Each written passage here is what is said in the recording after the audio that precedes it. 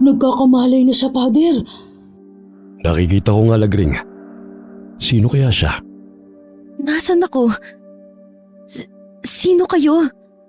Huwag kang matakot, Iha. Ako si Padre Andro. At siya naman si Aling Lagring. Nandito ka sa tinutuloy naming bahay. Anong pangalan mo? Ako?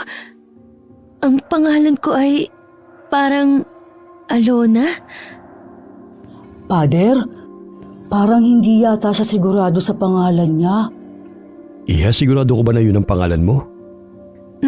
Narinig ko na parang iyon ang tinatawag sa akin. Alam mo ba ang nangyari sa'yo?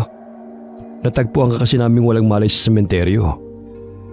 Hindi ko po alam. Bakit may benda ang ulo ko? May sugat ka kasi sa ulo at iba pang mga galos. Talaga bang hindi mo natatandaan kung ano nangyari sa'yo? Kung saan ka galing? Hindi po talaga. Basta ang alam ko lang, may tumatawag sa pangalan ko. Yun lang. Hindi po kaya dahil sa sugat niya sa ulo kaya wala siyang maalala, Pader? Posible rin yun. Ikuha mo siya ng mga kain, Lagring. Tsak nagugutom na siya. Opo, ikukuha ko na po siya ngayon. Huwag mo munang pilitin alalahanin ang mga nangyari sa'yo. Kung wala kang ibang mapupuntahan, dumito ko muna. Salamat po. Kaya lang po, hindi niyo naman kilala ang pagkatao ko. Ang tahanang ito ay bukas sa lahat ng mga nangangailangan. Huwag kang matakot at mahiya. Lahat ng tao ay may tungkulin na tumulong sa kanyang kapwa. Heto na po ang pagkain niya, Pader. Ikaw na muna ang bahala sa kanya, Lagring. May kailangan na akong gawin. Iha, si Lagring na ang bahala mag-asikaso sa'yo, ha? Salamat po ulit sa inyo, Pader. Oh, heto Iha, kumain ka na muna. Wala ka bang ibang nararamdaman sa katawan mo? Ito lang pong ulo ko ang kumikirot. Maliban po dito, wala na. Baka nabagok ang ulo mo sa matigas na bagay, kaya siguro wala kang maalala. Baka nga po.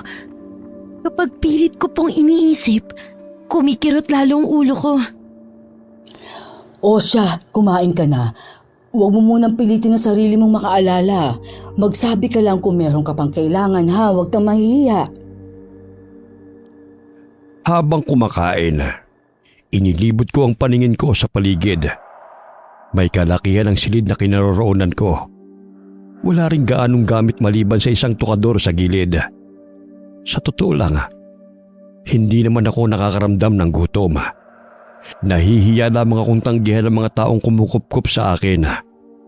Pagtingin ko kay Aling Lagring, matama ng titig niya sa akin. Ngumiti naman siya nang mahuli ko siyang nakatingin. Matapos kumain, iniwan na rin ako ng may edad ng babae. Nagbilin siya na magpahinga na muna ako. Inabukasan, madilim pa sa labas ay gising na ako. Gusto ko sanang lisanin ang lugar kung nasaan ako. Kaya lang iniisip ko kung saan naman ako pupunta. Lumabas na lamang ako ng silid ko. Paglabas ko, nakasalubong ko si Aling Lagring na papunta sa inukop akong kwarto. Nagulat pa siya dahil maaga akong nagising.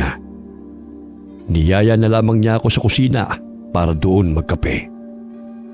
Nagulat naman ako at ang aga mo nagising. Balak lang sana kitang silipin Hindi na po kasi ako makatulog, kaya bumangon na lang ako. Oh, ayos na ba ang pakiramdam mo? Opo, salamat po sa pagkup-kup niyo sa akin. Tatanawin ko pong malaking utang na loob ito. Hanggang ngayon ba hindi mo pa naaalala ang nangyari sa'yo? Hindi po Tuwing pinipilit ko kasing alalahanin, sumasakit ang ulo ko. Huwag mo nalang pilitin. Baka lalong makasama sa'yo. Pero natitiyak kong hindi ka taga rito sa aming lugar. Dito na kasi ako nagkaisip at lumaki. Kilala ko lahat ng mga taga rito. Hindi man sa pangalan pero sa muka. Ano pong lugar ito, Aling Lagring? Ito ang Sitio Baybay. Pamilyar ba sa'yo? Hindi po Ngayon ko lang po narinig ang pangalan ng lugar niyo. Dumito ka muna hanggat wala ka pang naaalala. Hindi po ba nakakahiya? Hindi natutuwa nga ako at may makakasama ako dito eh. Kami lang kasi ni Father ang nakatira dito. Kung hindi po ako magiging pabigat, pwede ko rin po kayong tulungan sa mga gawain dito. Hindi ka pabigat sa amin. Naniniwala ako na may dahilan kung bakit dumating kang bigla sa lugar namin. Ngumiti lamang ako kay Aling Lagring ha. Tinulungan ko na rin siya maghanda ng almusal naming tatlo. Anya, maaga rin daw nagigising si Padre Andro. Dumidiretso raw ang pare sa loob ng simbahan para gawin ang nakagawian na niya sa umaga. Matapos ang almusala, naghanda na rin si Padre Andro para sa misa ng araw na yon. Kami ni Aling Lagring ay abala sa paglilinis at maya-maya'y nagluto na rin siya ng para sa tanghalian. Tumulong naman ako kahit nangangapa pa ako. Ayos lang ba sa'yo na kulang ka ng litrato, Iha? Tapos ipapakalat namin. Para sana madali kang matunto ng pamilya mo. Baka kasi nahanap ka na nila eh. Ayos lang naman po, Father. Mamaya Lagring samahan mo si Alona kina Enoch para magpakuha ng litrato, ha? Oo, Father. Sasamahan ko po siya mamayang hapon. Igagala ko na rin po siya sa buong sityo. Basta huwag kayo magpapaabot ng dilim sa labas. Alam ko naman po yun, Father. Magbabakasakali rin po kasi ako na baka may nakakakilala kay Alona. Delikado po ba sa lugar na to? Hindi naman, Iha. Mababait ang mga taga rito. Lamang mabuti na rin yung nag-iingat. Marami kasing nagtatago sa dilim, Iha. Mga nilalang na hindi natin kauri. Naghihintay lang sila ng tamang oras. Ano pong ibig niyong sabihin, Aling Lagring? Huwag mo nga takutin si Alona Lagring. Ikaw talaga. Baka mamaya niyan hindi na siya maglalabas ng bahay. Pasensya ka na, Iha. Huwag mo nalang pansinin ang sinabi ko. Nagbibiro lang ako. Hindi naman po ako masyadong matatakutin. Tingin ko sa'yo isang matapang na babae. Kasi ang mga mata mo, hindi ka kikitaan ng anumang takot o emosyon. Maganda ang mga mata mo, Alona. Parang lagi nangungusap. Hindi naman po masyadong maganda ang mga mata ko. Hindi ko talaga maikakailan na mabubuting tao ang kumukupkup sa akin. Sa sandaling panahon pa lang kasi, panatag na ako sa kanila. Nung bandang hapon nga, lumabas kami ni Aling Lagring. Habang papunta kami sa bahay ng taong sinasabi ni Father, hindi ko maiwasan na magpapaling-paling ng tingin.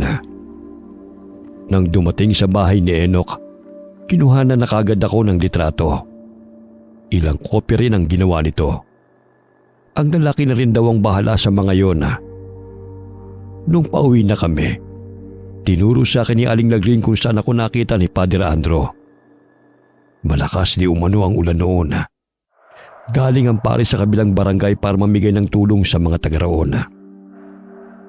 Ayos ka lang ba, Iha? Namumutla ka kasi.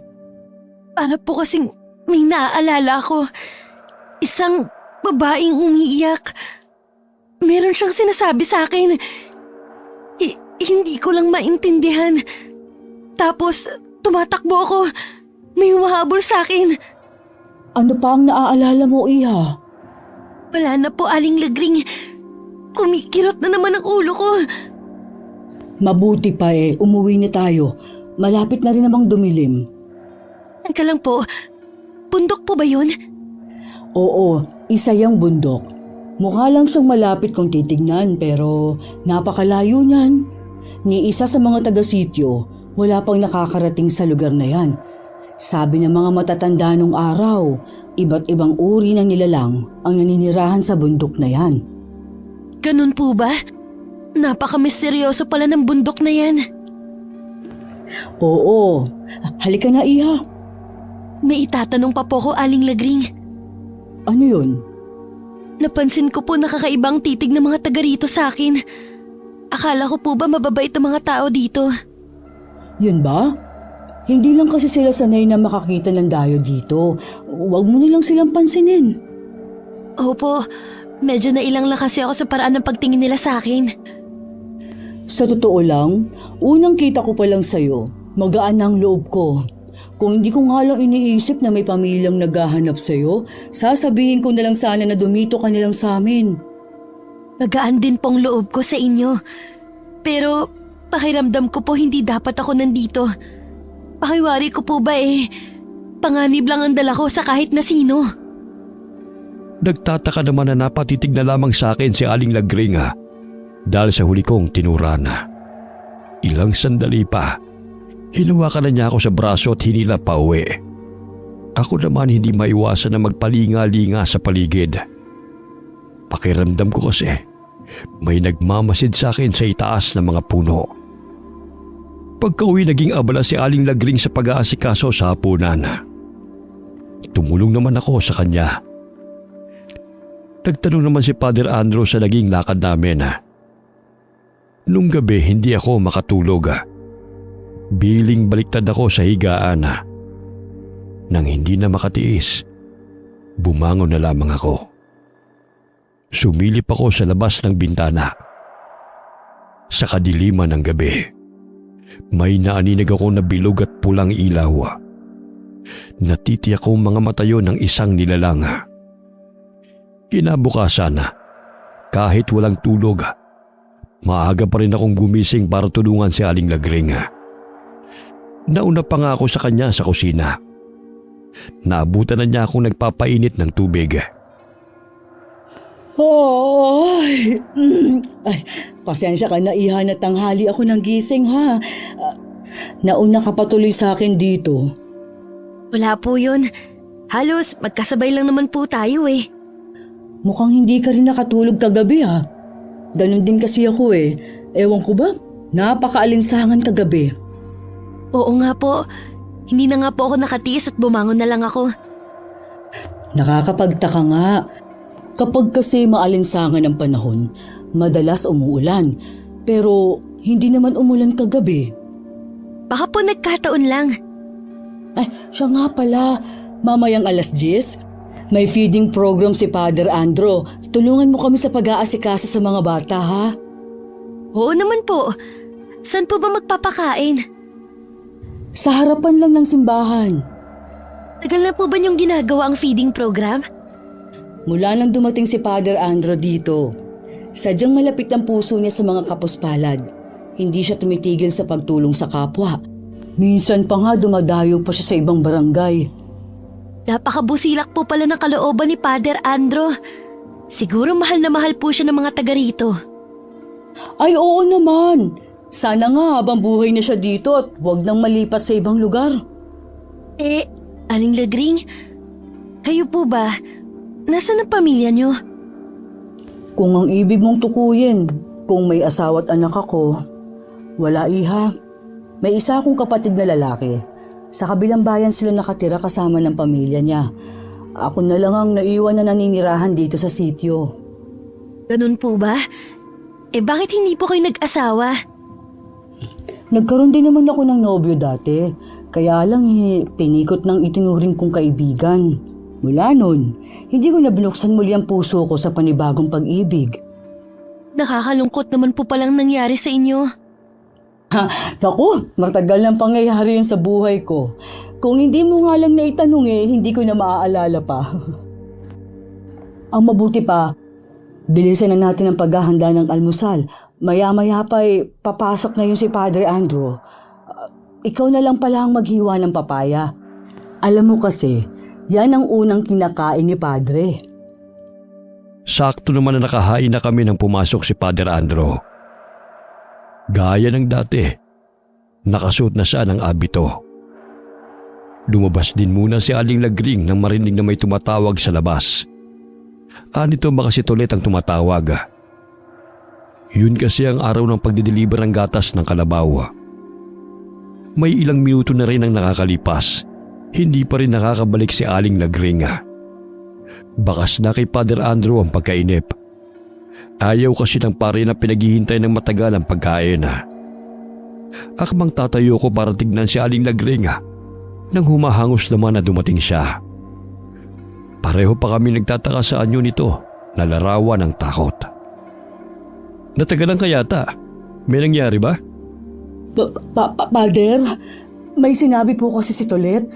May masamang nangyari daw. Anong sinabi niya sa'yo? Ang lasinggerong si Mang Poldo daw po ay natagpo ang wala ng buhay malapit sa sementeryo. Karumal-dumal daw pong sinapit ng matanda.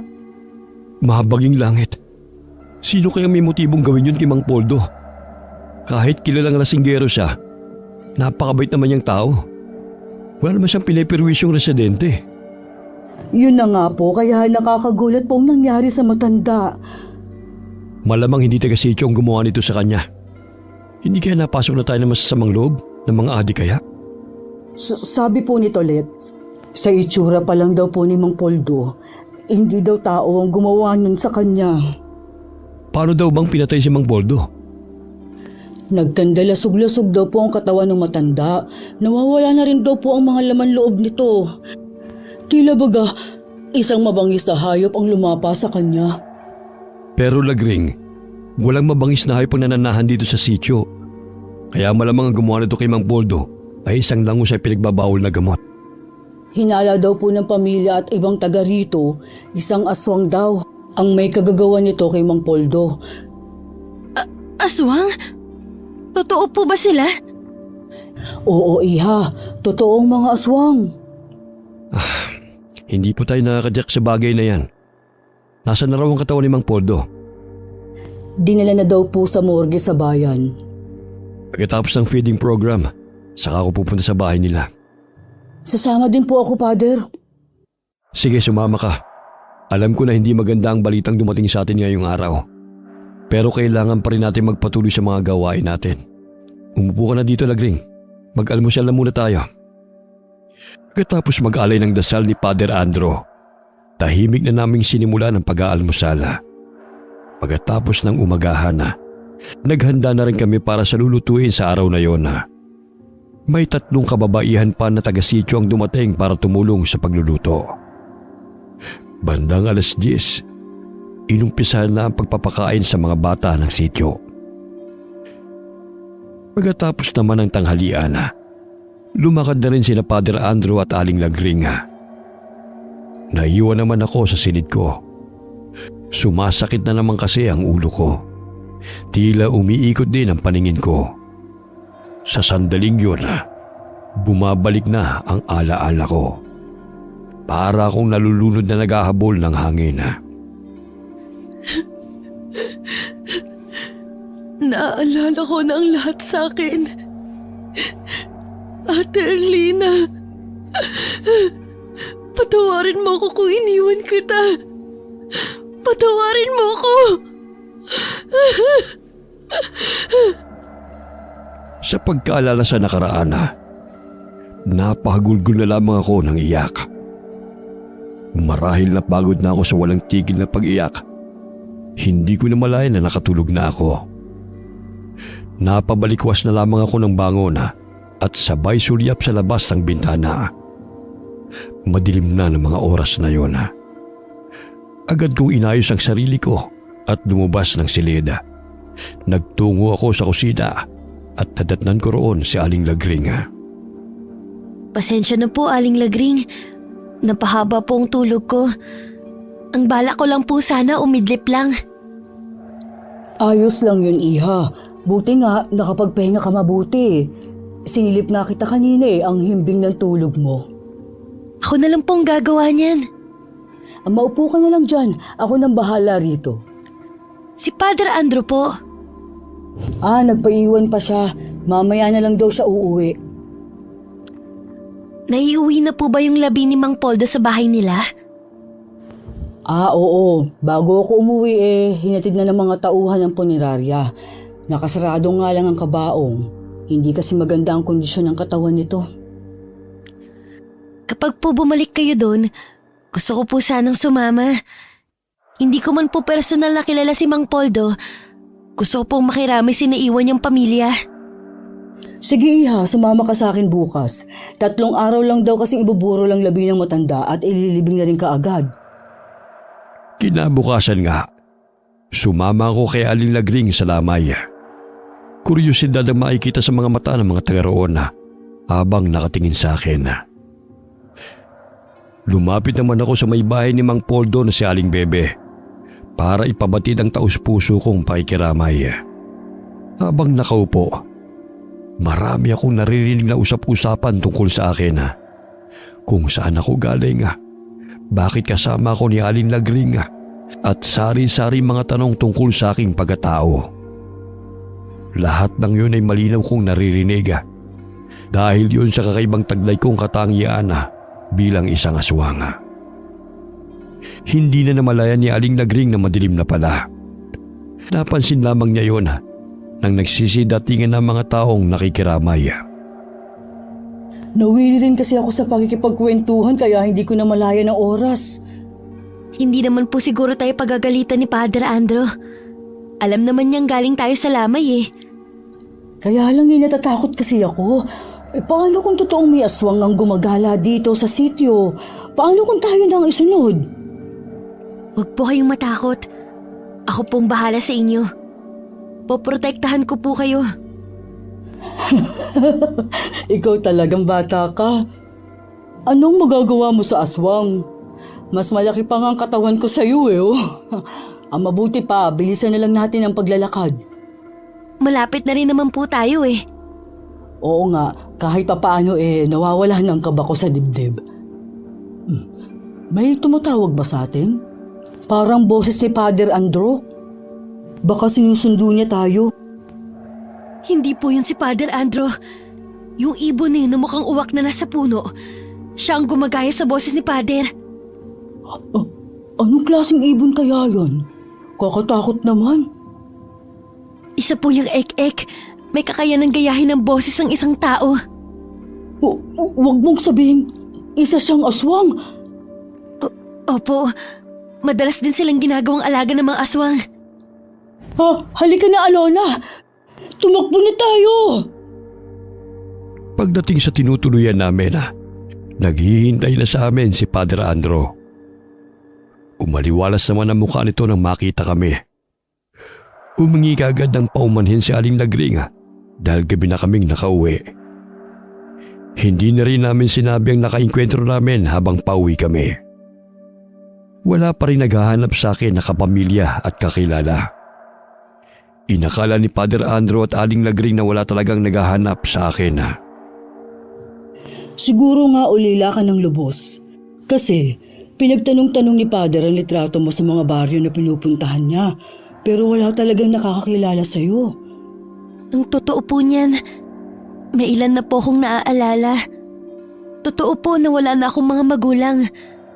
Pero may isa po akong kapatid na babae. Si Ate Erlina po. Hindi ko lang po sigurado kung buhay pa siya.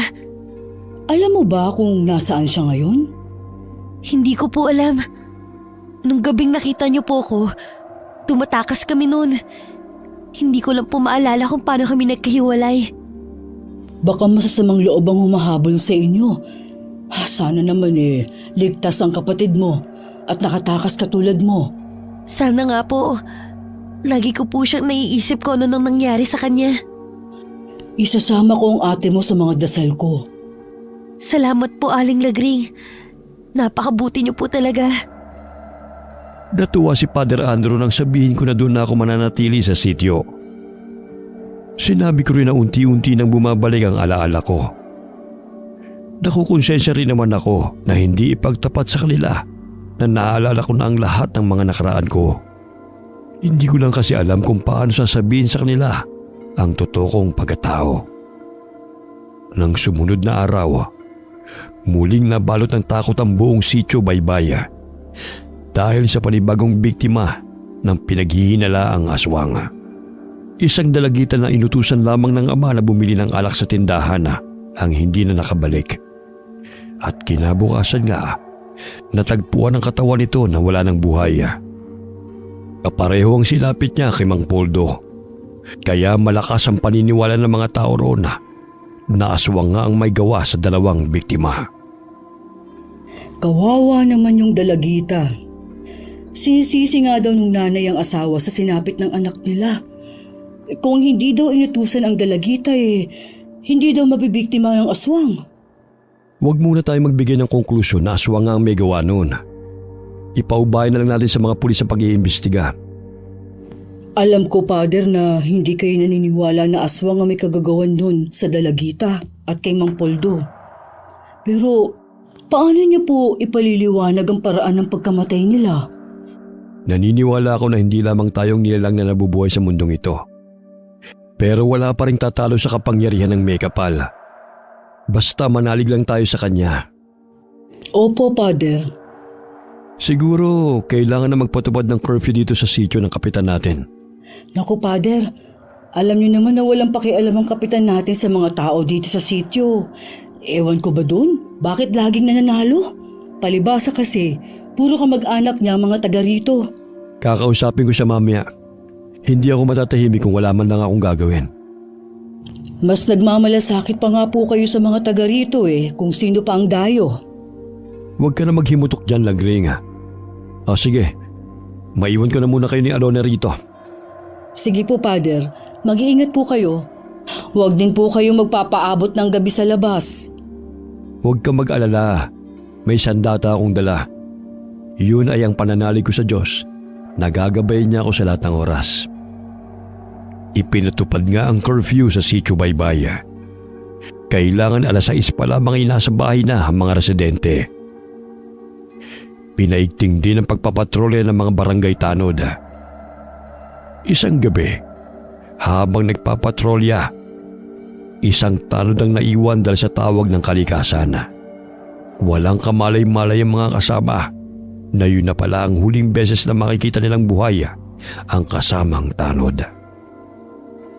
Dahil sa pangyayaring yun, wala nang gusto magpatrolya sa gabi.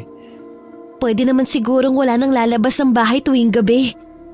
Ganun na nga ang mangyayari sa mga susunod na gabi. Aling Lagring, wala po ba silang pinaghihinalaan na taga rito? Ay, wala kasi akong nababalitaan, Iha. Madalas naman kasing nandito lang ako sa loob ng simbahan Pero kapag dumating si Tolet mamaya, magtatanong ako sa kanya, siya lang kasi ang nakakausap ko Bakit mo naman naitanong ang bagay na yan? Palagay ko po kasi tama kayo. May aswang dito sa sitio. Diyos ko po, ikaw lang ang nagkumpirma niyan. Pero paano mo naman natitiyak, Iha? Mahirap pong ipaliwanag. Pero nasa panganib po ang mga taga rito kung hindi sila mag-iingat. Naniniwala naman ako sa iyo Mahirap nga lang talaga na paniwalaan na may mga ganong nilalang. Pero totoo sila. Naalala mo yung bundok na itinuro ko sa iyo? Isa ang tatang ko ang nagsabi na may mga aswang na naninirahan sa lugar na yun. Mukha pong maraming nalalaman ng tatang nyo. Dati kasing mahilig umakyat ng mga bundok ang tatang ko. Isa ang bundok na yon sa inakyat niya. Sabi niya, meron siyang naging kaibigang aswang. Katunayan nga raw, meron itong ibinigay sa kanya na pangil ng aswang. Isa daw iyong bertud. Mula nga noon, lagi nang nakakaengkwentro ng iba't ibang nilalang ang tatang ko. Tila ba yon ang umaakit sa mga nilalang na yon? Nasaan na po ang bertud? Sino ang nagmana nito? Dahil ako ang paboritong apo ni tatang noon, sa akin niya ito iniwan. Kaya lang, dahil takot naman akong gamitin, itinago ko na lang yun. Isa pa, tumatak sa isipan ko na sinabi ni tatang, hindi daw lahat ng aswang ay likas na masama. Sumasang-ayon po ako sa sinasabi ng tatang nyo. Katulad din po sa normal na tao, meron din pong masama at mabuti sa kanila. Kaya lang, hindi ko pa rin maiwasan na kilabutan sa kanila. Sana wag naman akong makakita. Hindi ko kasi alam ang gagawin ko kung sakali. Wala ring nakuhang impormasyon si Aling Lagring kay Tolet. Nang magdala kasi ng gatas ng kalabawang lalaki, inusisa ito ng matandang babae. Basta raw buwang paniniwala ng mga taga-sityo na aswang ang may kagagawan sa mga pagpatay. Nang gabing yun, hindi ko alam na kabilugan pala ng buwan. Dahil hindi pa naman ako ganap na aswang, hindi ako masyadong naaapektuhan ng liwanag nito. Dahil nakakaramdam ng alinsangan, lumabas ako. Hindi ko alam nagising din pala ng mga oras na yon si Aling Lagring. Nakita niya ako sa may bintana na nasa labas. Sinundan niya ako dahil sa pag-aalala. Habang nagpapahangin, nakaramdam ako ng panganib sa paligid. May masangsang din na amoy na sumasama sa hangin. Isang malaking itim na baboy ramo ang bigla na lamang sumulpot. Agad ako nitong sinugod. Dahil sa katangiang taglaya, mabilis ko siyang naiwasan. Dahil sa pagtama ng silahis ng buwan, biglang nagbago ang aking anyo. Tinubuan ako ng makapal na balahibo sa katawan at humaba rin ang aking kuko. Ginamit ko ang aking liksi para matalo ang baboy ramo. Paglingon ko kay Aling Lagring, nanlalaki ang mga mata niya bago siya nawalan ng malaya. Aling Lagring, gumising po kayo? Ikaw! Lumayo ka sa akin! Isa kang halimaw! Pader!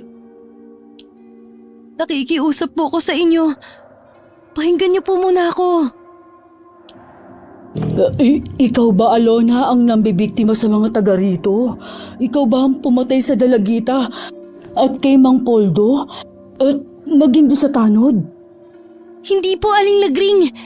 Hindi ko po yun magagawa. Maaaring may dugong aswang na nananalaytay sa aking ugat, pero hindi ko pong magagawang pumatay ng tao. Mula lang naman na dumating ka, tsaka nagkaroon ng patayan dito eh. Walang gagawanan kundi ikaw. Hindi ko po alam kung sino ang pumaslang sa mga residente dito. Pero hindi po ako yun. Sino ka bang talaga? Anong pakay mo sa aming sityo? Aksidente lang po ang pagkakapunta ko sa lugar niyo. Totoo po na nawala ang memorya ko. Pero bumalik din naman agad. Sana umalis ka na lang nung maalala mo na ang nakaraan mo. Gustuhin ko man po pero hindi ko po alam kung saan ako pupunta. Magaan pa naman ang loob ko sa'yo. Hindi ko alam na isa ka palang aswang. Gaya po ng sinabi sa inyo ng tatang niyo. Hindi lahat ng aswang masama. Hindi po ako masama. Oo nga, kaya lang. Basta, huwag ka lalapit sa akin. Aling Lagring. Ay, talaga bang hindi ka masamang aswang? Wala kang balak na kainin kami ni Pader? E di po sana noon ko pag ginawa ang bagay na yan. Pasensya ka na, Iha. Natakot lang talaga ako sa anyo mo kanina. Patawarin niyo po ako kung kailangan ko itago ang pagkatao ko. Katulad niyo, takot din po akong makasakit at masaktan. Sabihin mo nga, paano ka bang naging aswang? Ang inay ko po ang aswang. Isa siyang bangkilan. Isa sa mataas na uri ng aswang. Ang itay ko naman po, isang ordinaryong magsasaka. Marahil maganda ang nanay mo, kaya napaibig sa kanya ang tatay mo. Ganun na nga po. Mulang nang makilala ng inay ang itay, tinalikuran na niya ang pagiging aswang at namuhay sila ng tahimik sa isang baryo. Pero isang grupo ng aswang ang hindi pala matanggap ang pagtalikod sa kanila ng inay. Isang gabi, pinasok po kami ng mga aswang na kung tawagin ay mga asbo. Pinatay nila ang itay at maging ang inay. Tinukot po kami. Para sa amin ipunla ang sanggol na magiging malakas sa lahat ng uri ng aswang. Pero bago pa nila maisagawa ang plano, nakatakas kami ng kapatid ko. Kaya alam po naghihiwalay kami. Hindi kaya yung malaking baboy ramo yun ang isa sa mga naghahanap sa'yo? Hindi po. Isa po siyang awok. Ngayon ko lang nalaman na marami palang tawag sa aswang. Akala ko isang uri lang kayo May mga pinagmulan din pala kayo, no? Ayoko rin kayong madamay ni Padre Andro. Kaya aalis na rin po ko.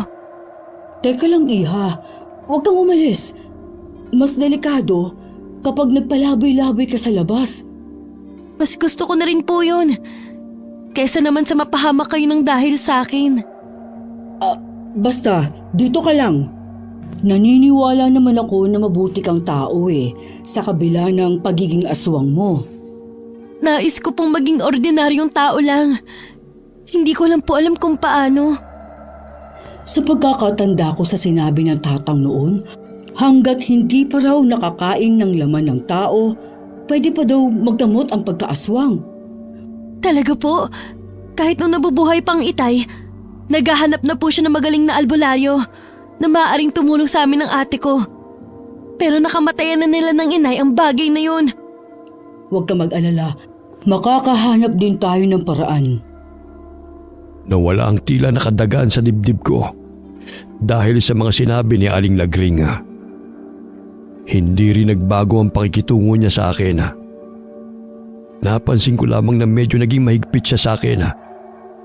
Nalaman ko lang kay Padre na pinaghihinalaan ako ng mga taga-sityo na baka raw ako ang aswang na pumapatay. Simula raw kasi nang dumating ako, doon lamang nagkaroon ng patayan. Inausap ko na si Kapitan tungkol sa mga kumakalat na balita tungkol sa iyo. Maniwala po kayo, Pader. Wala po akong kinalaman sa nangyayaring patayan dito sa sityo. Alam ko naman yun. Kulang na nga lang makipagsabunutan si Lagring sa pagtatanggol sa iyo. Kaya po pala ayaw akong palabasin ni Aling Lagring. Yun po palang dahilan niya. Pinoprotektahan ka lang naman niya laban sa ibang tao. Nagtampo pa naman ako sa kanya. Yun pala mabuti ang kanyang intensyon. Napansin ko na parang anak na ang turing niya sa iyo. Siguro dahil nangangarap din siya na magkaroon ng pamilya. Wala kaming kaalam-alam na mga oras na yun. Kasalukuyan nakikipagtalo si Aling Lagring sa dati nitong kaibigan si Aling Sedes. Kilala kasi ang huli sa pagiging matabil, chismosa at mahadera sa sityo. Ayaw sana siyang patulan ni Aling Lagring dahil tiyak na mauungkat na naman ang nakaraan nila. Pero sadyang naghahanap ng gulo ang babae. Naku! Talaga bang hindi ka titigil, ha? Wala ka namang ebidensya sa mga sinasabi mo eh. Hindi na kailangan. Wala nga nakakakilala sa babaeng yan eh. At isa pa mula nang dumating siya dito sa sityo, tsaka lumabas ang aswang. Eh baka naman kasi ikaw ang aswang. Hindi ba gawain mo naman talagang mga aswang dati pa? Hanggang ngayon ba hindi mo pa rin matanggap na ako ang nakatuluyan ni Rodolfo? Masama pa rin ang loob mo, kaya hanggang ngayon hindi ka pa rin nag-aasawa. Hala, puntaan mo siya sa sementeryo at magtabi kayo sa himlayan niya. Kung gusto mo, ikaw na lang. Total, asawa mo naman siya eh. Magsama kayo hanggang kamatayan. Ikaw talagang babae ka? Buhay na buhay pa ako, gusto mo na agad akong sumama sa asawa ko. O bakit akong gusto mong tumabi sa himlayan ni Rodolfo? Kayong mag-asawa. Kasi nga alam ko may gusto ka pa sa kanya. Kaya nga ibinabalik ko na siya sa'yo. Wala ka talagang respetong babae ka. Pagkatapos mong pakinabangan ng asawa mo, kung ano-anong sinasabi mo. Ano ngayon? Hindi na rin naman niya maririnig dahil patay na siya. Makauwi na nga. Baka kung ano pang magawa ko sa'yo. Hoy Lagring! Hindi pa tayo tapos mag-usap. Ano pa bang kailangan mo, ha? Oras na malaman ko lang na aswang yung babaeng kinupkup nyo. Ako mismo ang papatay sa kanya. Hindi ako papayag na maghasik siya ng lagim dito sa sityo, no? Sinabi ng hindi aswang si Alona. Bakit ba kasi pinagpipilitan mo yan?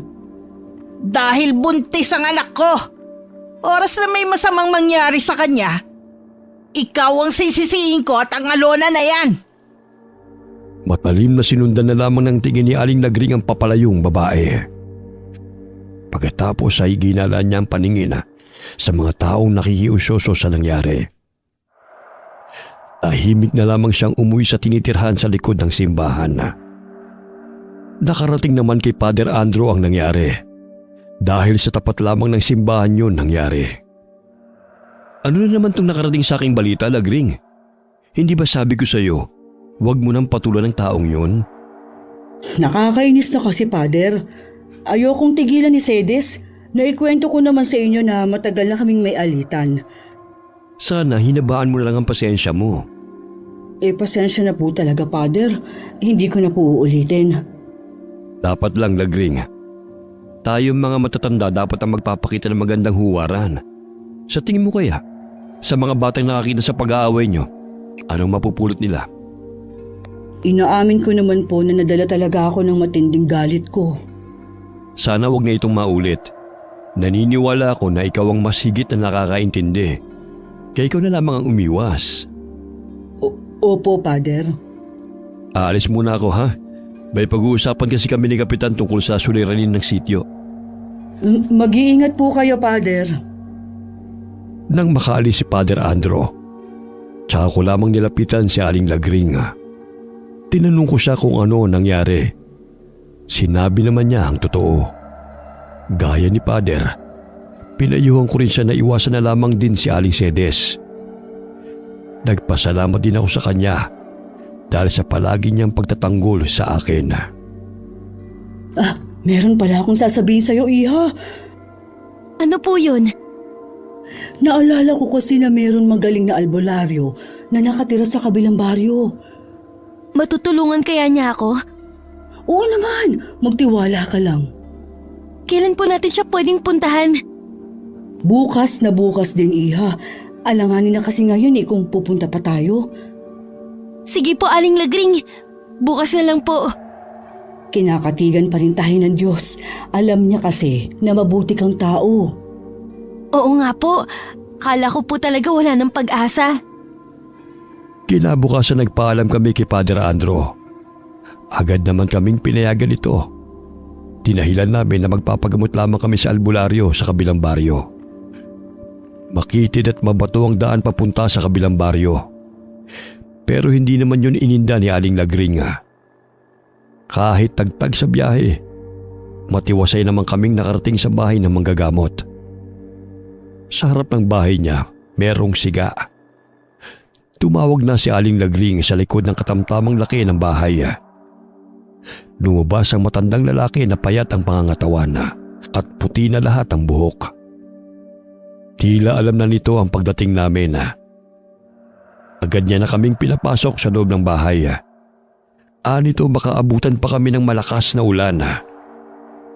Hindi pa man kami nakakaupo. Bigla namang bumuhos ang ulan. Nagkatinginan na lamang kami ni Aling Lagring. Kaedong. Kaya po kami nandito dahil sa kasama ko. Ang dalagang kasama mo ay hindi natin kauri. Paano niyo po nalaman? Malayo pa lamang naamoy ko na ang kanyang dugo.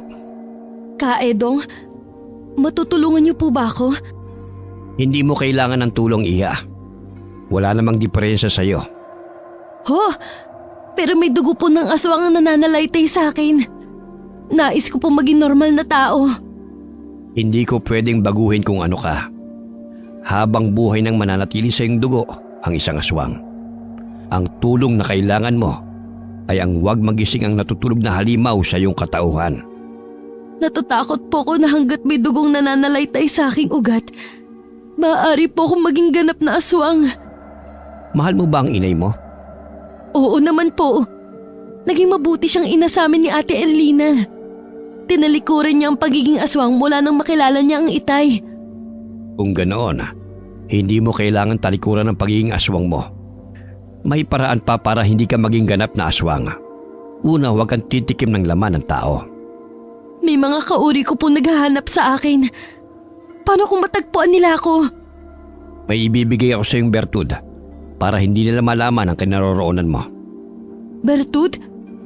Pakatandaan mo lamang kung sino man ang may hawak nito, kailanman ay hindi suswertihin sa buhay. May kakibat din itong responsibilidad. Handa ka bang tugunan ng mga ito? Pumayag ka na, Iha. At least mararanasan mo maging normal ang buhay mo. Sige po, Kaedong. Tatanggapin ko po. Nang araw na yon, tinanggap ko ang bertud na mula sa albularyong si Kaedong. Hindi niya na sinabi kung saan nagmula ang bertud. Pero sinabi niya na pinili daw ako nito. Ibig lamang sabihin na karapat dapat ako magtanga nito. Nang araw ding yun, inanong ni Aling Lagring kung alam ba ni Kaedong ang tungkol sa gumagalang aswang sa aming sityo. Ay pinaghihinalaan na ako. Pero masyado siyang mailap. Kailangan po naming malaman dahil pinagbibintangan ng mga tao si Alona. Kasabay kasi ng paglitaw niya sa sityo ay ang paglitaw naman ng aswang. Huwag kayong mag-alala. tutulong ako sa pagtugi sa aswang na yon. Maraming salamat po, Ka Edong. Tumigil na po ang ulan. Akala ko kanina parang walang planong tumila.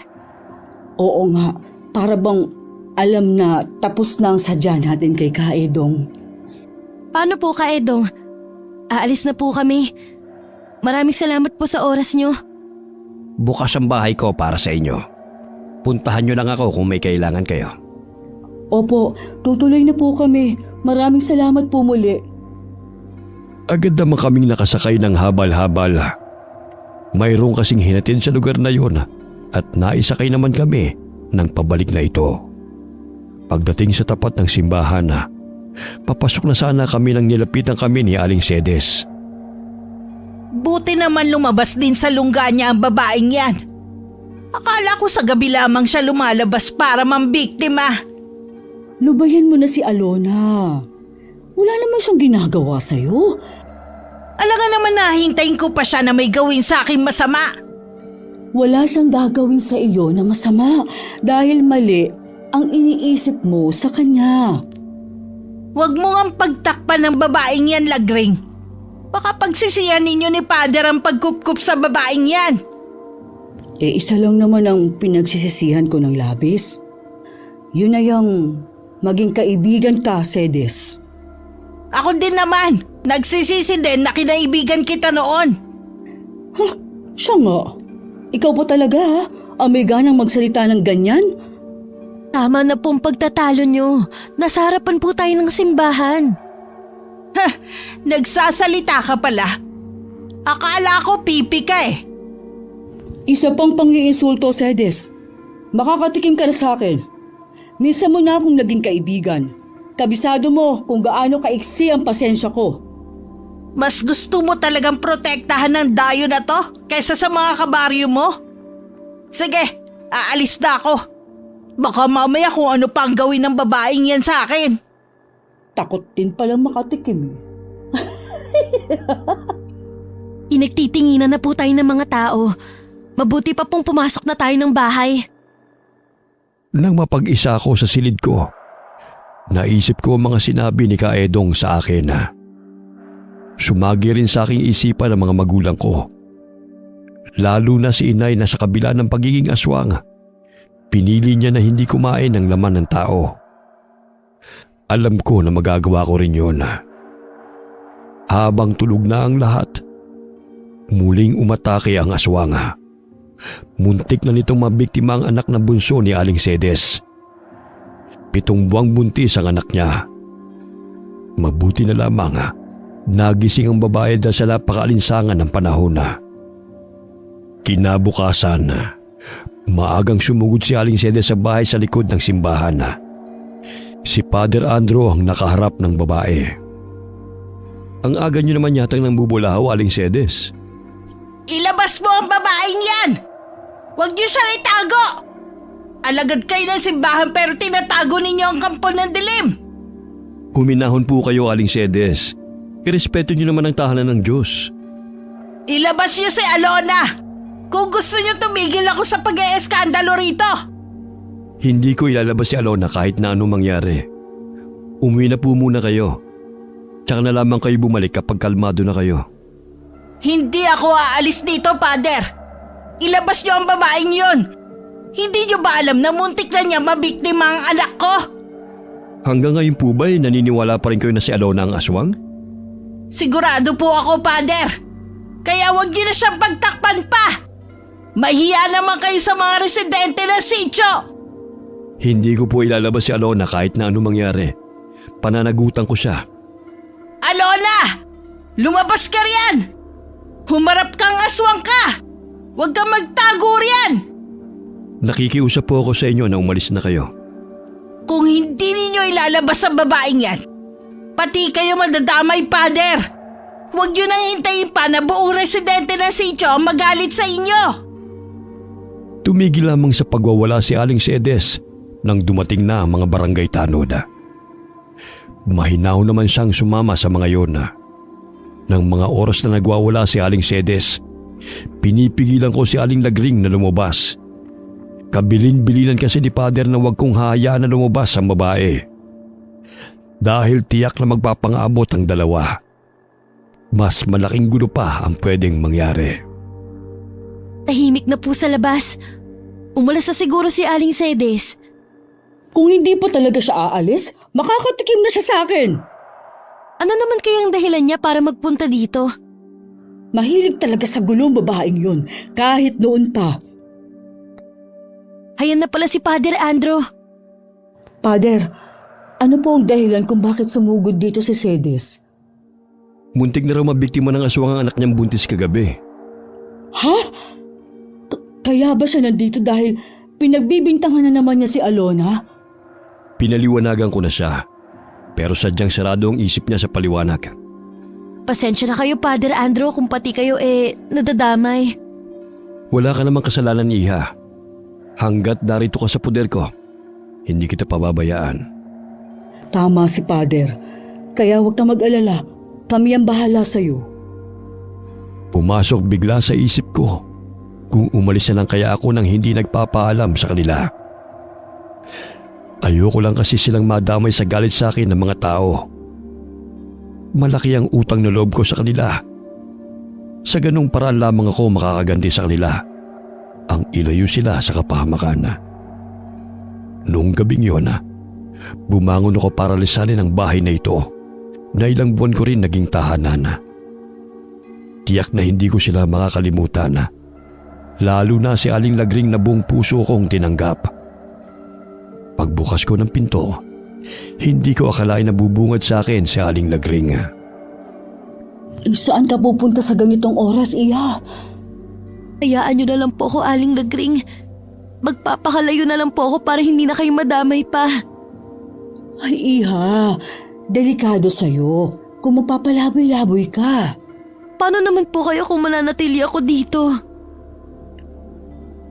Nakalimutan mo na bang sinabi ni Kaedong? Tutulungan niya tayong malaman kung sino ang totoong aswang.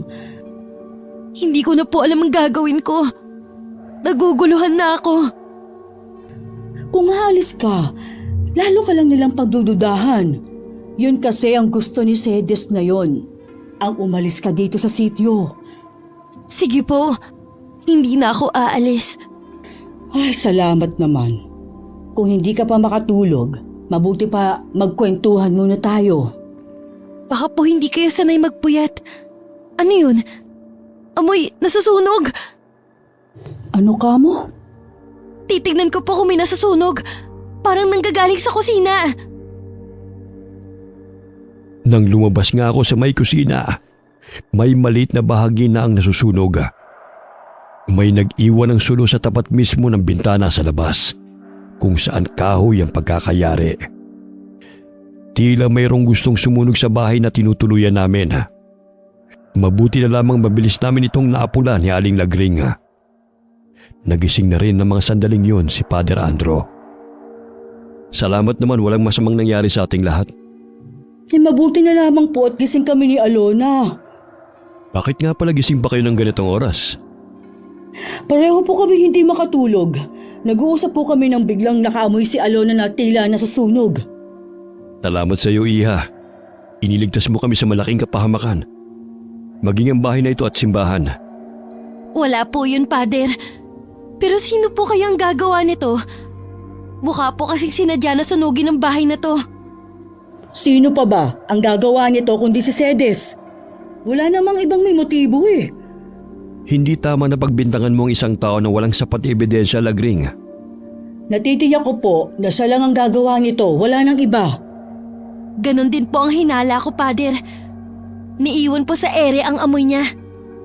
Ang lakas naman ng pang-amoy mo, Iha.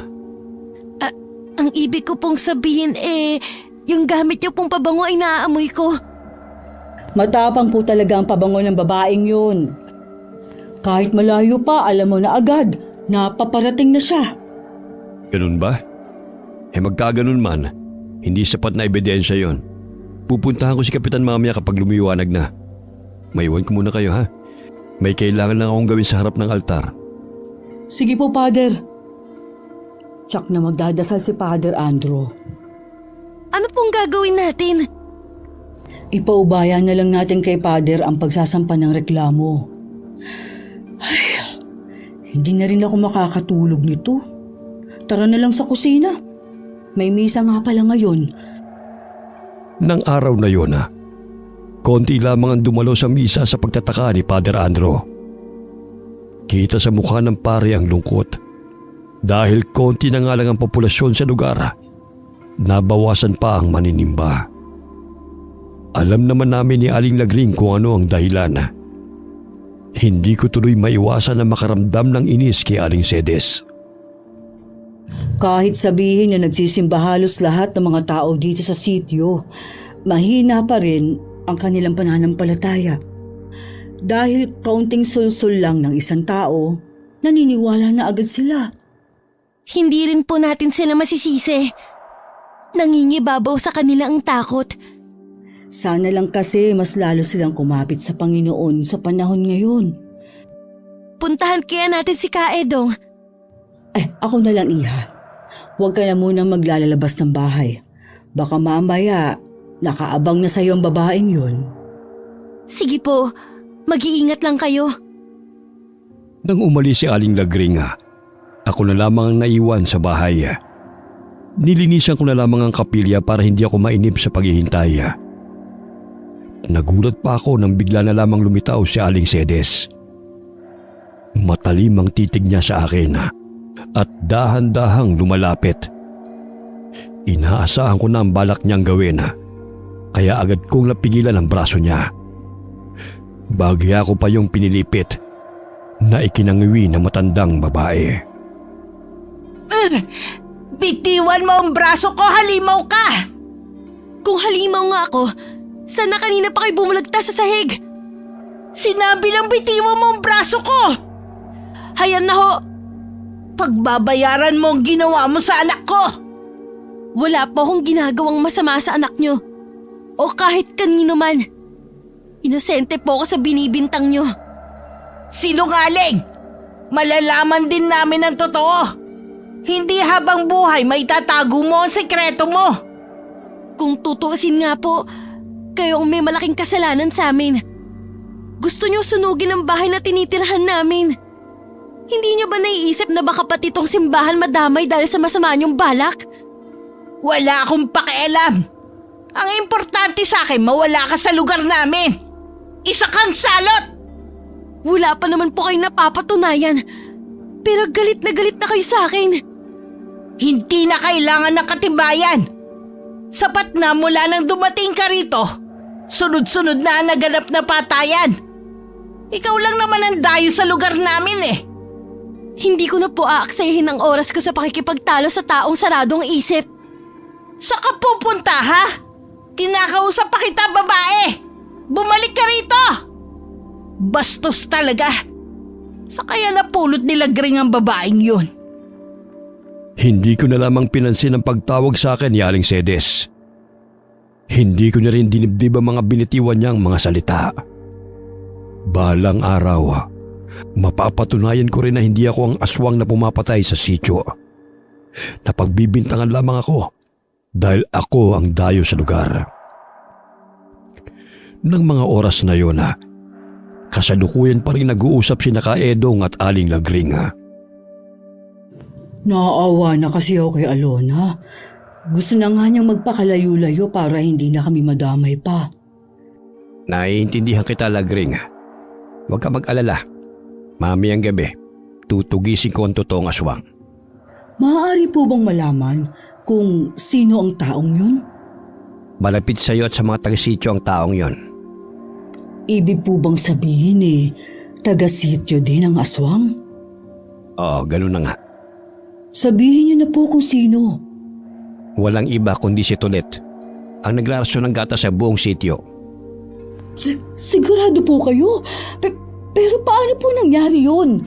Tahimik lang siyang tao at napakasipag pa. Ang hirap namang paniwalaan na siya ang aswang. Ang kanyang ama ay ako mismo ang nakapatay. Ilang taon nang nakakalipas.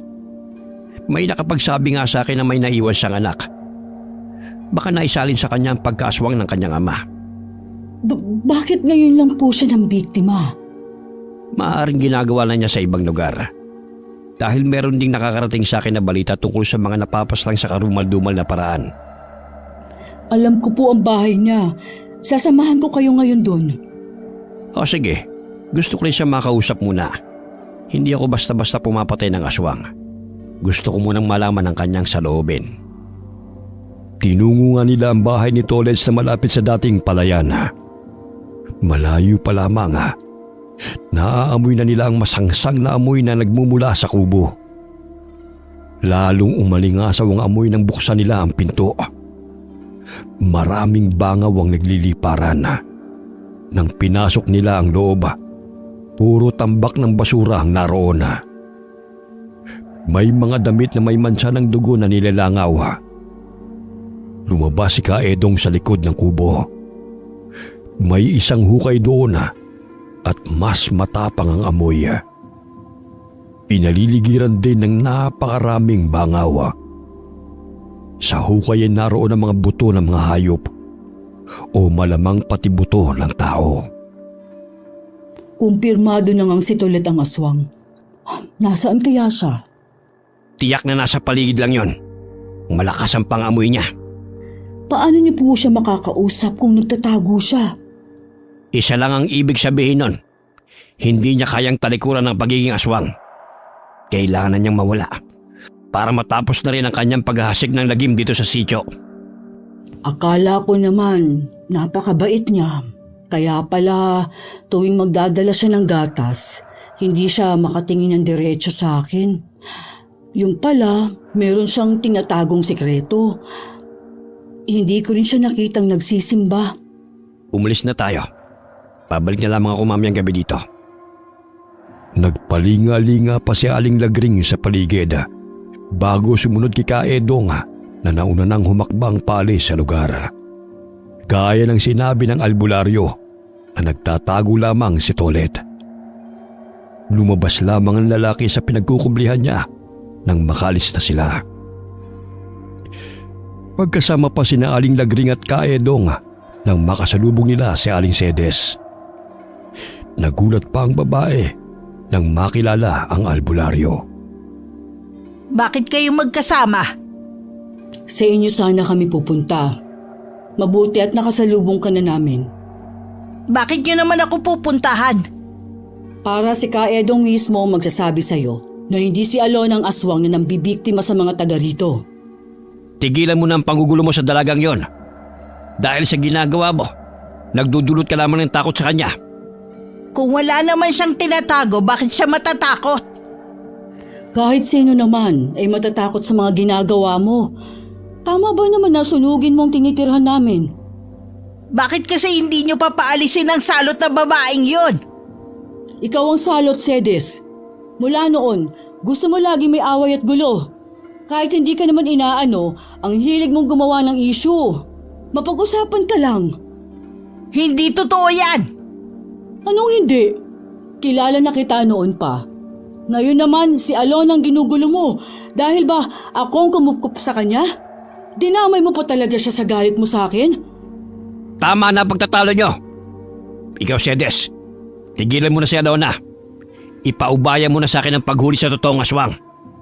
Siguraduhin nyo lang po, Kaedong, na mahuhuli nyo ang aswang. Buntis po ang anak ko. Malapit na ang kabuanan niya. Ayoko may masamang mangyari sa kanya.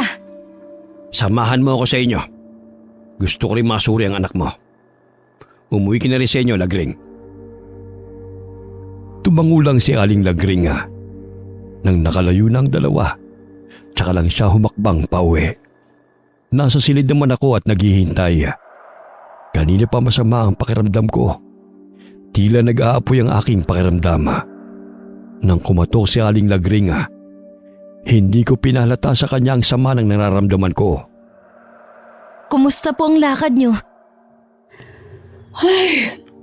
Hindi ako makapaniwala sa nalaman ko kay Kaedong. Kung sino ang tunay na aswang. Sino po ang aswang? Yung nagde-deliver sa atin ng gatas, si Tolet. Ho? Di ba siya din po ang nagbabalita sa inyo tungkol sa mga biktima? Yun na nga eh. Siya pala ang salarin. Kaya pala detalyado niyang nasasabi sa akin kung anong nangyari sa mga biktima. Kung sino pa yung hindi natin inaasahan, siya pa pala talaga ang may madilim na itinatago. Oo nga. Teka lang. Bakit parang namumutla ka yata? May sakit ka ba? Hindi ko po alam eh. Napakainit ng noo mo. Ay, mahiga ka nga dyan. Kukuha ako ng gamot sa kusina ha. Doon yun nakalagay eh. Sige po, ganito ang nararamdaman namin ni Ate Erlina noon. Sabi ng inay, normal lang daw na maramdaman namin ang ganitong pakiramdam dahil sa dugong nananalaytay sa amin. Oh, nandito na. Dinalhan na rin kita ng tubig. Bumangon ka na muna riyan. Salamat po, Aling Lagring. Naalala ko tuloy sa inyong inay. Natataranta din yun kapag may sakit kaming magkapatid. Para na rin kitang anak kung tutuusin. Gaganda na ang pakiramdam mo niyan. Ngayong nakainom ka na ng gamot. Oo nga po pala. Nagbilin po si Father na gagabihin siya ng uwi. Umuwi po siya kanina at umalis din. Pupunta nga pala siya sa kabilang baryo. Marami daw kasing may sakit doon. Magdadala siya ng mga gamot. Sana po balang araw makasama din ako sa mga ginagawa ni Father Andro. Masarap po kasing tumulong sa kapwa. Ay, sinabi mo pa. Kapag hindi na mainit sa'yo ang mga mata ng tao, edi pwede ka nang sumama. Sana po matanggap na nila ako. Gusto ko lang naman maging normal ang buhay ko Kunting tiis pa. Kapag napatay na ni Kaedong ang totoong salarin, mapapatunayan na rin natin sa ibang tao na hindi ikaw ang pumapas lang. Siguro tumalab na ang gamot sa akin. Nakakaramdam na kasi ako ng antok. Ilang sandali lang, hindi ko na namalayan na nakatulog na ako. Kinumuta naman ako ni Aling Lagring bago lumabas ng silid ko. Maaga ring isinara ni Aling Lagring ang kapilya. Batid niya kasi na wala na rin namang pupuntang mga residente. Madilim na sa labas ay tulog pa rin ako. Hinihintay rin ni Aling Lagring ang pag-uwi ni Father Andro. Pasado 8:00 na rin ang mga oras na yon. Noon lamang na late ng pag-uwi ang pare. Madalas kasi pag sinabi niyang gagabihin siya ng uwi, pasado 6:00 pa lamang inasa bahay na siya. Wala naman po sanang masamang mangyari kay Father Andro. Iligtas niyo po siya sa anumang kapahamakan. Isang malakas na kalabog ang nagpagulantang kay Aling Lagring na kasalukuyang nasa kusina. Kinakabahan naman na lumapit siya sa may pintuan. Hindi niya kaagad yun binuksan. Nang marinig niya ang tinig ni Father Andro, tsaka lamang na binuksan ang pintuan. Saktong pagbukas niya, nabuwal ang pare sa harapan niya. Puno rin ng dugo ang damit na suot habang tutob ang dibdib. Father! Ano po nangyari sa inyo? Bilisan mo, Lagring! Isara mo ang pinto! Nakasunod siya sa akin! Ay, opo, isasara ko na po. May humarang po ba sa inyong masamang tao? Hindi. Isang aswang ang umatake sa akin. Ay, mabuti po at nakaligtas kayo. Ikukuha ko po kayo ng gamot. Ano pong nangyari kay Father? Inatake ng aswang si Father Andro. Bantayan mo muna si Father. Kukuha lang ako ng gamot. Ako na lang pong kukuha. Alam ko naman po kung saan nakalagay. Sige, Iya. Father, hubarin niyo po muna ang suot ninyo. Sige. Nag-aalala ako sa driver ng tricycle. Hindi ko alam kung nakaligtas siya. Ipasa Diyos na lang po natin ang kaligtasan ng taong yon. Oo nga. Nagpapasalamat pa rin ako hindi ako pinabayaan ng Panginoon. Ito na pong gamot. Salamat, Iya. Tulungan mo kong gamutin ang iba pang galos ni Father. Napakarami niyo pong kalmot at sugat, Father. Malalim din ang sugat niyo malapit sa puso. Oo nga, Father. Hindi rin umaampat ang dugo. Napailalim kasi niya ako kanina. Mabuti lang nakawala ako. Kailangan natin ng tulong ni Kaedong. Lalabas lang ako para hanapin siya. Ako na lang pong lalabas. Kayo na lang pong bahala kay Father Andrew. Sigurado ka ba, Iha? May sakit ka pa eh. Opo, aalis na po ako. Teka, Alona. Gabahin niyo po si Alona. Ay, makabalik sana siya ng ligtas at kasama si Kaedong. Father, kung hindi po kayo malulunasan agad, baka po... Kung hanggang dito na lang ako, wala na tayong magagawa. Tanggapin natin ang kalooban niya. Lakad takbo ang ginawa ko. Nararamdaman kong nasa malapit lamang si Kaedong. Maaaring inaabangan rin niya ang paglabas ng aswang. Sa di kalayuan, may naaninig akong figura ng tao. Nang malapit na ako sa kanya, bigla yung naging baboy ramo. Nadidinig ko rin sa paligid ng huni ng ek-ek. Mukhang alaga siya ng aswang. Agad ako nitong inatake. Dahilan para matumba ko. Pilit din niyang inaabot ang leg ko para sagpangin. Malakas ko siyang itinulak at saka ako tumayo. Naramdaman ko na lamang ang pag-iigtingan ng aking bagang. Naramdaman ko rin na humabang aking mga kuko sa mga kamay. Ako na rin mismo ang sumugod sa aswang at saka ko binutas ang kanyang tiyan at hinalukay ang laman loob hanggang mawalan siya ng buhay. Naramdaman kong tila merong nagmamasid sa akin. Pag-angat ko ng paningin, nakatayo si Kaedong sa di kalayuan.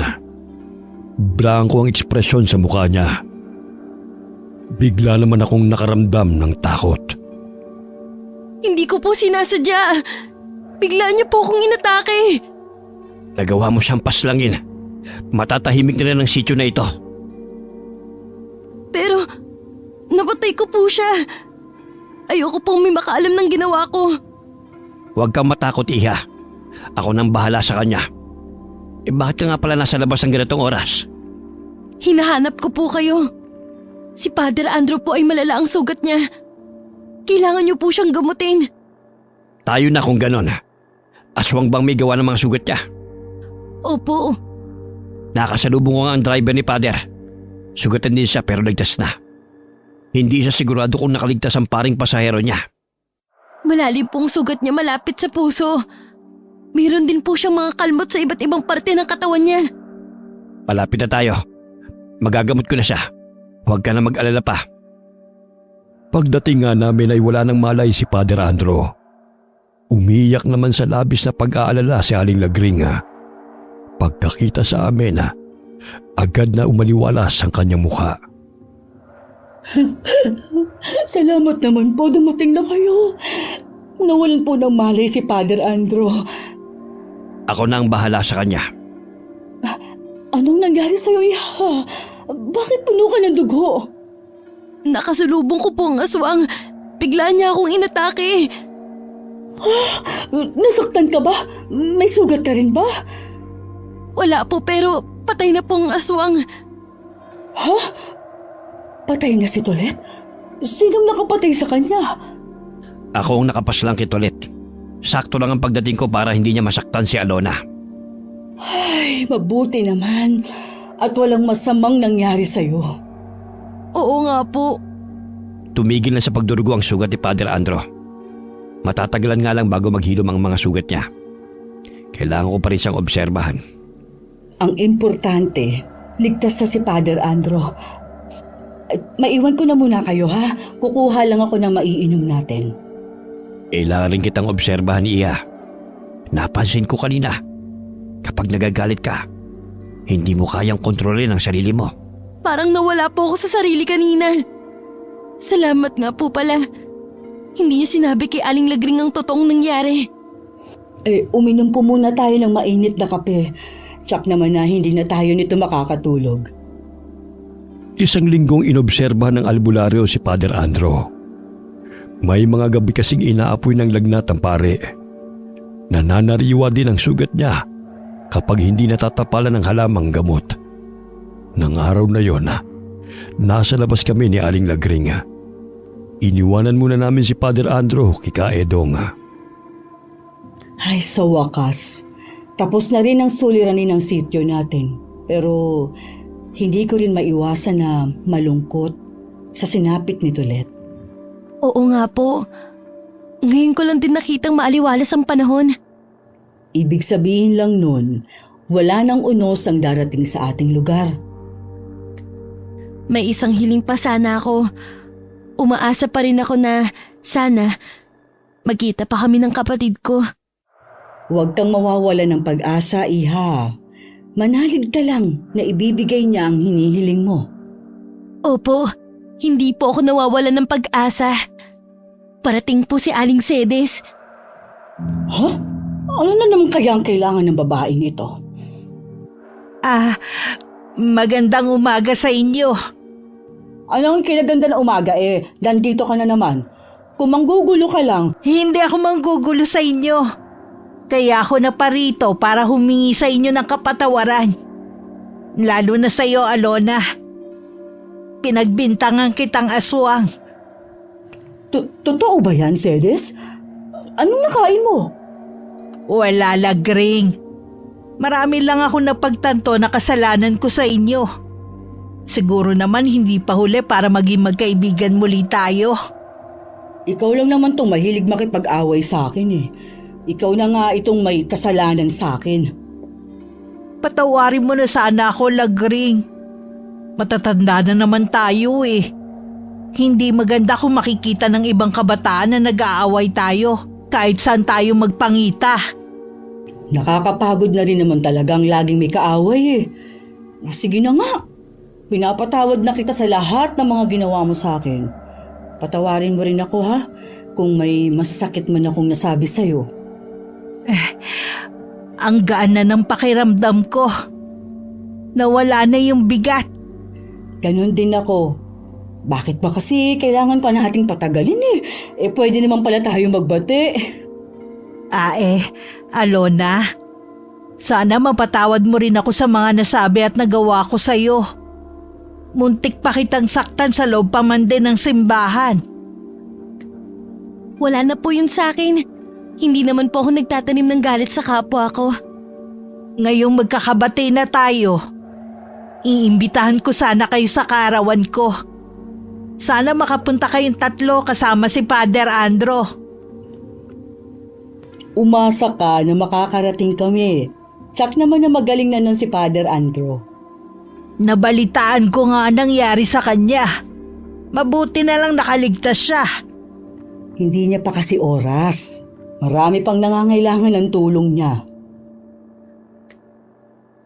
Makaraan ng 2 linggo, tuluyan nang gumaling si Father Andro. Nakakapagmisa na rin siya. Sa pagkamangha naming lahat, mas marami ang nagsisimba na ngayon kumpara dati. Mukhang masamang pangyayari sa sityo ang naging daan para magbalik loob ang mga tao. Sa kasalukuyan, lahat ng mga taong naging bahagi ng buhay ko ay wala na. Pinili ko rin na hindi na magpamilya para hindi na maisalin sa aking magiging anak ang dugong nananalaytay sa akin. Naging mabuti rin sa akin ang Panginoon dahil dininig niya ang matagal ko ng pinagdarasal. Muli kami nagkita ni Ate Erlina noon. May sarili na siyang pamilya at 2 anak. Ang lalaking nagligtas sa kanya noon ay ang naging asawa niya.